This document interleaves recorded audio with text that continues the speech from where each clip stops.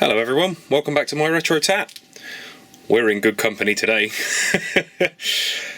This is an absolutely marvellous example of a 1974 Sony TC177SD. Now, why is it so special? This was Sony's first ever triple head cassette deck. Again, released in 1974, it had a slightly earlier run in Japan where it was for sale as the TC177SD, and it was catastrophically expensive. In 1973 yen, this would cost you 158,000 yen. In 2023 yen, that's 423,834. which translates to 2,691 British pounds in 2023 for a cassette deck. Don't worry, you got your money's worth. This features Dolby B, or Dolby NR as it's known on this system, because that's all there was. We hadn't moved forward with any other Dolby options yet. It came with an optional wired remote that operated from a DIN socket on the back. I couldn't get a price on the optional wired remote, unfortunately, but I'm sure someone in the comments will find out. It runs at the standard 1 7/8 a second or 4.8 centimeters a second for the metrics among you, and it weighs 10 kilograms. So they crammed everything in here. This is very old school Sony, and when I say old school Sony, I mean that there is not an inch of wasted space inside this cassette deck. So it features just a couple of techie bits for you. It's got 55 transistors, 46 diodes, 11 integrated circuits, and 2 MOSFETs. It's also solenoid actuated. So basically, these buttons, you'll notice, they don't look particularly. You haven't got your big piano key kind of dampened buttons or anything. If I press them, just pay attention to the sound this makes when I press the button. I'll try and get my finger away from the button as quick as I can so you see what I mean.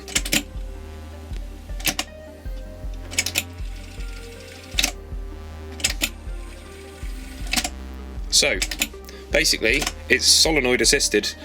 The mechanism's a work of art, and you'll be very pleased to know, if you're interested in that side of things, this was dead as a doornail when I got it, and it's off to its owner tomorrow. It's just one of those. I couldn't turn down the project, and then I loved it so much I had to make a video. So what does this enable you to do? The 3-head cassette decks were kind of revolutionary because you could now monitor the cassette while you were recording it, whereas prior to this you had to set your levels, hit record, hope for the best, and then listen back. This, you could actually monitor it as you went. So it's got a few other interesting features. Don't worry, we're not finished yet. Obviously, twin microphone inputs as well as headphones.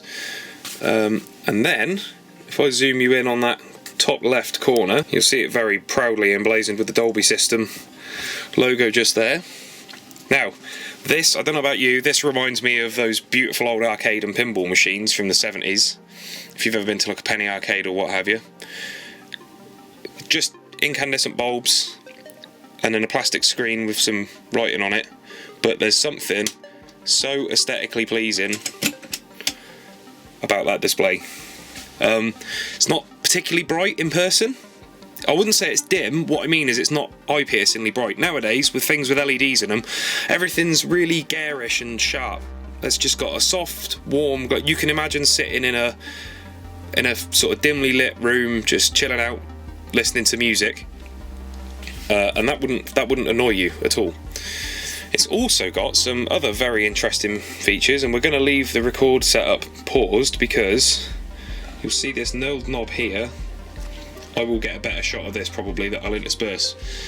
This is azimuth adjustment that you can do on the fly. So normally on a cassette deck, for the most part, you have to take the front off the player, or there's a drilling. You pop a little screwdriver in there and you tweak the azimuth angle. Now the azimuth angle is the angle that the head rides on the tape, and you need it to be bang on in order to get the best quality out of your tapes. So why is that important? Well, for this reason. Being an old school cassette deck, it's got a calibration tone. If you turn that function on there, which turns off Dolby noise reduction. This allows you to set the azimuth before you make your recording so that it's absolutely spot on for your machine. Right, so just going to do a test run with my scrap tape here. Take pause off. Right, this light up here that's normally a peak indicator also is an azimuth indicator. Now as I turn that knob, you will notice, oh, here we go. Keep just gently, keep going, and there we go. You see, we're zeroing in on it. Bam, there you go, azimuth. Job done. Now when we hit record, we know our azimuth angle is absolutely spot on. Something else we've got, talk about feature creep. So we're back at the start of the tape now, right? Let's fire it forward a few rotations. You'll notice this ain't just some ordinary tape counter. It's a switch. What you do is you turn the memory counter on. Say this is where you want to make a recording of a song or some dictation or something, and you want to check and you want to not be messing around rewinding and fast forwarding the tape. If you hit reset now and the memory counter's on, record something.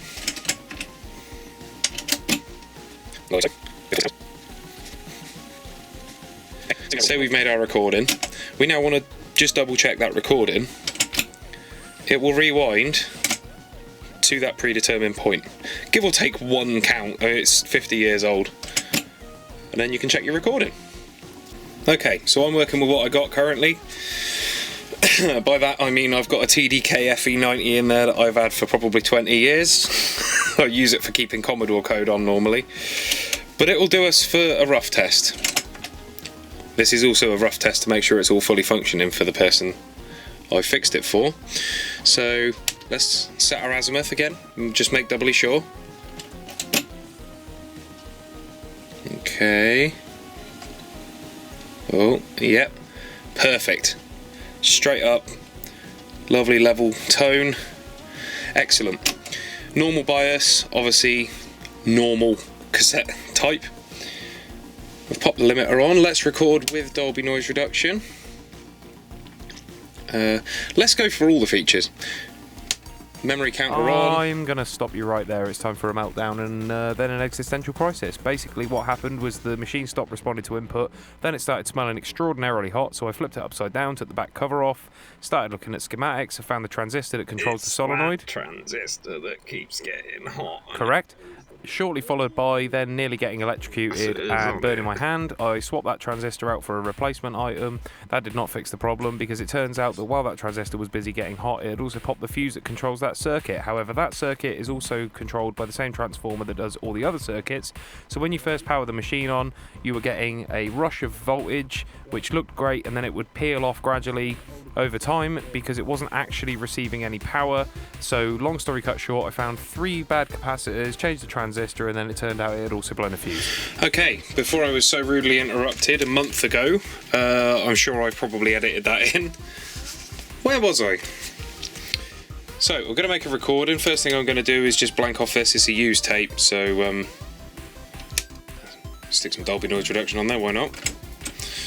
So we just want to, I'm gonna personally, I like to have about 5 seconds or 5 tape counts of silence initially on a used tape, just to make sure there's no stuff. Perfect. Right, we'll call that our start. So now I want to record a calibration tone, keep an eye on this, make sure all this stuff's working. So we press azimuth, which is also our calibration tone, of course. You see the Dolby light goes out. Record. Sorry, where are my manners? Pause. Record, play at the same time. So here comes our test tone.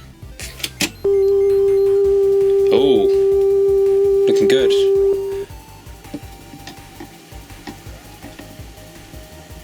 So now, just to make sure that our memory counter is working, because this is going back to the lady who owns it.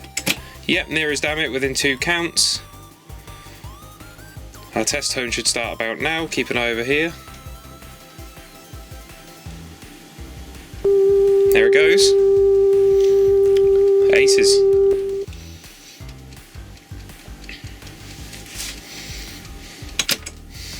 Right, we're calibrated. I'm happy with that. I've reset the counter one last time and then we're going to go for it. So this is the inimitable Anders Enger Jensen, of course, and this is his amazing track Dark Star. Please check him out and please support him. Without people like Anders, people like me wouldn't be able to make YouTube videos. There are some guys out there who use his music to make really good YouTube videos as well. He was ever so nice when I messaged him to ask permission, because I didn't really understand how that worked. Yeah, very kind-hearted guy. Put some music up to allow people to do demonstrations like this without having to panic about getting a royalty claim, a copyright claim. There we go. Okay, right, so I'm just gonna play the audio through a moment, get the faders calibrated. We're just gonna aim for, I'm gonna aim a little bit below zero because this mix is quite fat sounding and I like it like that, don't get me wrong, but obviously I don't want to overwhelm the old girl. It's the first recording for a while, so I'll get that all ready to go. Just hit play a moment.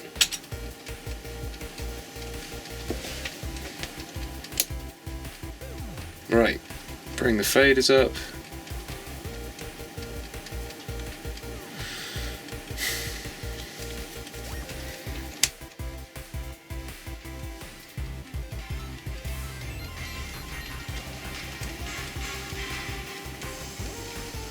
That looks pretty good. Okay. So let's go for it, shall we?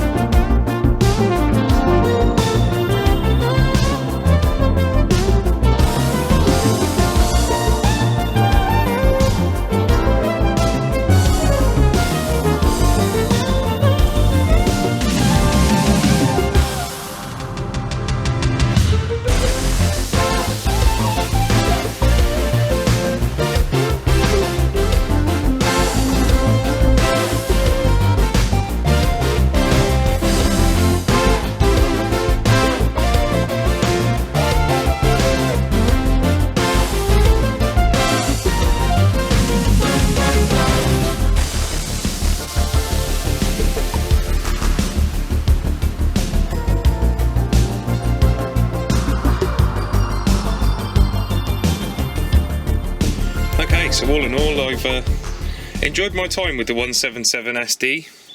It's been a bit of a love-hate relationship this last 2 months. But we got there in the end, and I got to put a video out of it and document this awesome old machine. So ready to go back to its rightful owner now. 50 odd years old.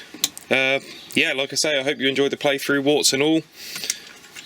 My tape is very worn out, but it's the only blank tape I can find at the moment. It plays ready-made cassettes, pre-recorded cassettes, there we go. It plays those fine. So the couple of little foibles you probably heard in Darkstar just then were probably the tape itself. After a lot of fighting with it, it's now rock steady.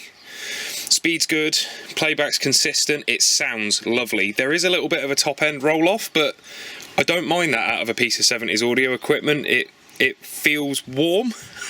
I hate using cliched phrases like that, but it's true. There's a warmth to it you just can't get from a direct injection from YouTube.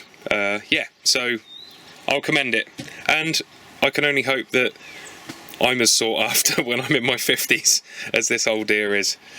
In fact, it is 50 years now, 2023, and it was first initially released in Japan in 1973, so it debuted 50 years ago this year. So thanks for watching. Hope to see you again soon.